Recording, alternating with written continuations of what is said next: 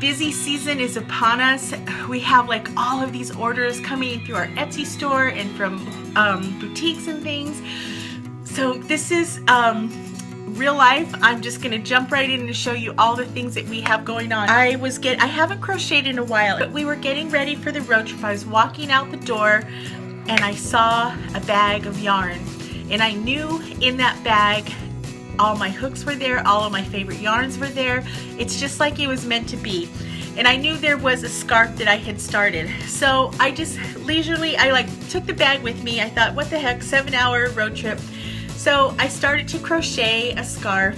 As soon as I realized how cold it was gonna be in Santa Fe, I went into high gear and I finished the scarf so that I could wear it. And I needed this so bad because we were traveling at like 3:30 in the morning. It was like 40 degrees outside. So here's the scarf that I made on this whole road trip. Then on the way back, I wanted to do another scarf, but I'm like, oh, I don't want to make a whole long scarf. And then I thought, why don't I make neck warmer scarves? So I could, actually my friend Nicole gave me this idea. I could make a ceramic button and sew that here so that whoever buys it, they could just button it and wear it as a neck warmer. I just love using all different textures of yarn. There's eyelash yarn. This one has little sequins in it. So I made last night. I had the Hispanic Women's Conference last week, and this was the most popular one, the I Heart Tacos. I sold out of them, so and Cabrono was a good one too. Here's my clay. And what I love about ceramics is that for, gosh, like 20 bucks, I mean, think of how many necklaces that you can make with this. So I'm just gonna pull a little piece off for now. Kind of flatten it like this. I'm just kind of demoing how I get through this to make all these necklaces. Now keep in mind, the clay will shrink as it dries. Cookie cutter. Granted, I keep these separate because once I use them on clay, I cannot use them for food. So the first thing I'm going to do is I'm going to put the word out here and look at how to center it.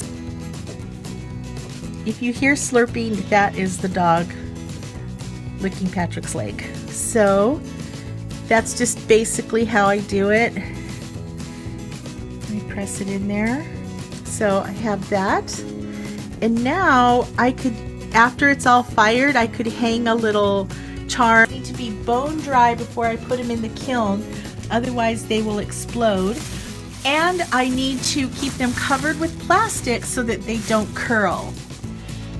Okay, over here I have chocolate molds. These are from MexicanSugarSkull.com. Once I use them for clay, I don't use them for chocolate. This is slip that I have put into a little ketchup bottle. Shake that. And I have powder. Powder these just like I was flouring a cake pan. This one I'm not going to fill all the way to the top because that might be a little too thick. So I'm just going to do it to where the design ends. And the reason I do these is because then I can use them to fuse onto ceramic boxes or maybe make them ornaments or pins. These are actually lollipop molds. And I'm going to set these to dry. So here are some other ones that I made from chocolate molds and from Milagros.